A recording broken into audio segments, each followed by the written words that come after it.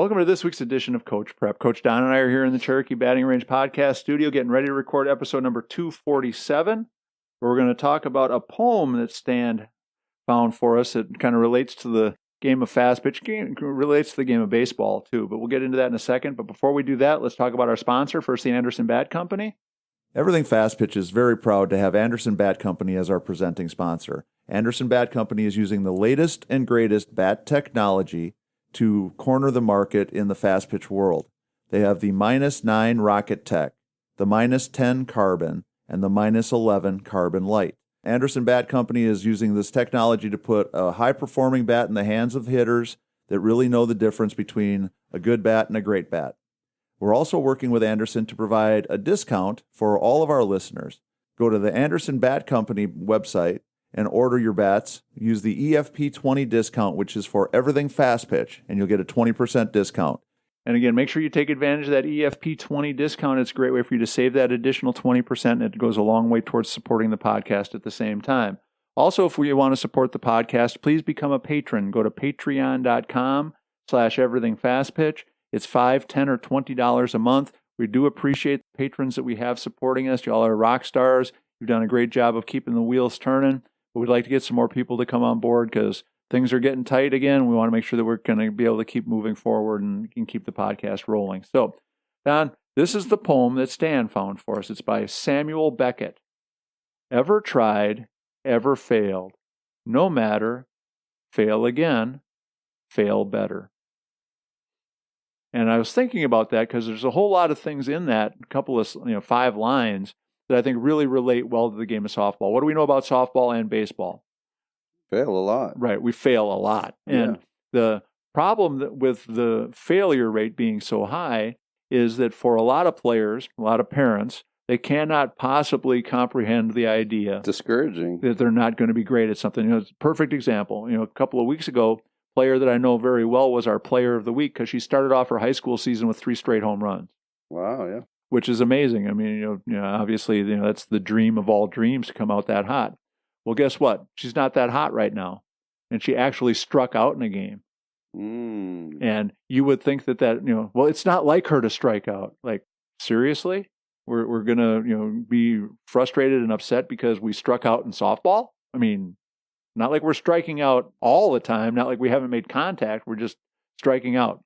And so the reason I thought that this was a cool thought was, as you said, because the failure rate is so high, trying to help kids understand that failing is going to happen, but if we can fail better, meaning fail a little bit less, we're growing, right, or gain something and grow from those failures, then ultimately we're going to have a pretty good career and a pretty good life in the game of fast pitch softball.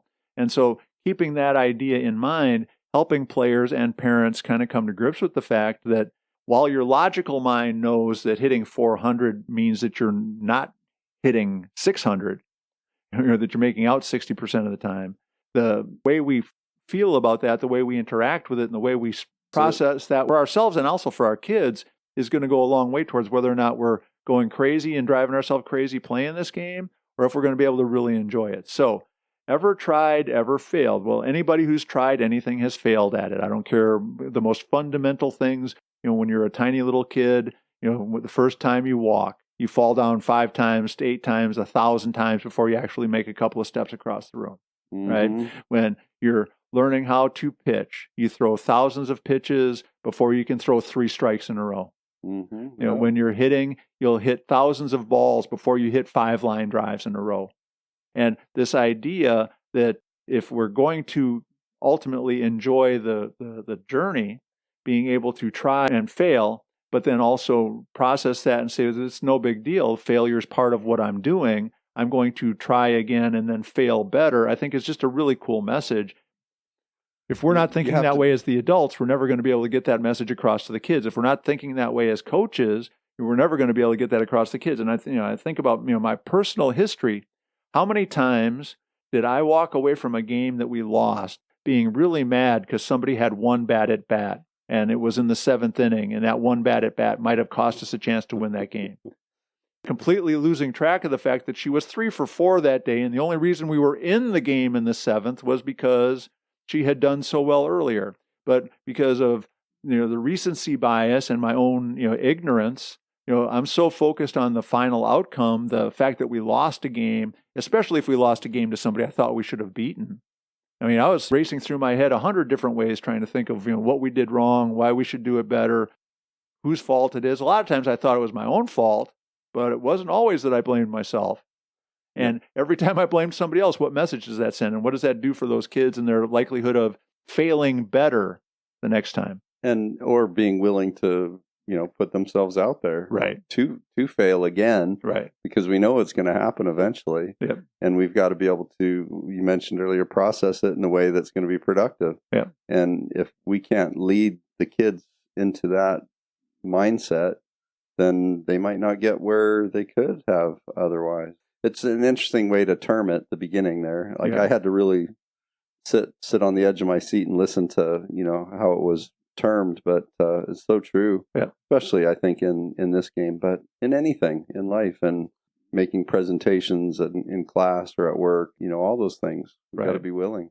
Well, when we think about it again from a coaching perspective, if we're spending all our time saying things on one, like out of one side of our mouth, like, "Hey, this is a tough game. You're going to fail a lot. Don't freak out. Don't panic. Just keep grinding. Just keep working. It's going to all sort itself out." But then when the pressure's on, we're freaking out because they failed. You've got to do this. Yeah. We've created a monster that's going to be really hard to keep feeding. And I want us to start to change our thought processes as coaches so we can help change the player's perspective. I don't know for sure if we'll ever help parents, or at least all parents, completely understand this, because I know the parents that fall into this group for me, the kind of the crazy softball parent, are they pacing? category. Are they pacing in the Scream every time something goes wrong, but cheer like crazy when something goes right. Take it very personally when their kid makes a mistake, but bask in the glory when their kid does something well. How much damage that does, and how much it kills players' step back love for the game, and obviously we all want our kids to do well, but if we can't process the fact that they're going to fail a lot, and part of that failure is going to be at the most inopportune time. Every kid's going to make a couple of errors a year. I don't care how good they are. Well, if they make the error in the first inning in a game that we win 12-2, and so that the error they made cost us 2 runs, but we still won big. Easily forgotten. That's forgotten. If we make that same error in the 7th inning in a game that we lose 2-1, like, "Oh my God, I can't believe you made that error. I can't believe you messed up when the game was on the line." Well, we'll never forget it. Yeah, and that's going to, scar forever. If you strike out once in your first at bat of the year, and then you hit 3 home runs over the next couple of weeks, everybody's like, "Dang, look how great you're doing." When you hit 3 home runs and everybody's thinking, "Oh my God, she's locked in. She's on fire." And then you come back to reality and you strike out. Have a lull. Yeah. "Well, that's not like you. I can't believe you're striking out." Well, okay, we're playing a pretty tough game here. And again, even bad pitchers still get strikeouts, right? And even the best hitters still strike out. It's unavoidable. The one craziest year ever, when I was coaching at Parkside, I had a girl that had over 200 at-bats in a season and never struck out. So she won the trophy that year for the hardest player in Division II softball to strike out. To get out. The year before that, probably 2/3 of her outs were strikeouts. The year after that, at least 1/3 of her outs were strikeouts. But that one year, interesting, and her batting average didn't change that much. The one year that she was impossible to or never struck out, I think she hit 330. But her freshman year, she hit like 315, and her junior year, she hit like 335. Pretty interesting stat. Yeah, but for that one year, whatever it was, instead of striking out, she'd hit a weak ground ball, or she'd hit a pop-up, or whatever it was. She was just getting just enough of the ball that she didn't miss it, but she still didn't get any more hits. Right. But it's like, "Oh my God, she's the toughest hitter in the country to strike out." Well, yeah, but stats are interesting. How much of that is that you're that good of a hitter, and how much of that is the circumstances? But so why is that important?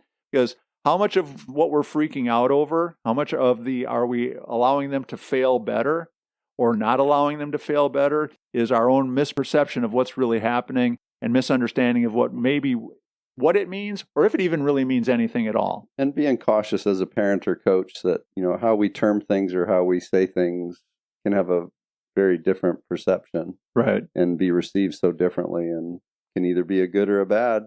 We want it to be better. So parents, if you failed by screaming at your kid because they struck out, or being mad at your kid because they made an error, or put extra pressure on her because you couldn't handle the pressure of the situation she was in, you can fail better too. Right. So we just got to all get on the same page. So thanks to Stan for this idea. I thought it was kind of a fun one to talk about. Please make sure you support our sponsors, the Anderson Bat Company, patreon.com/everythingfastpitch.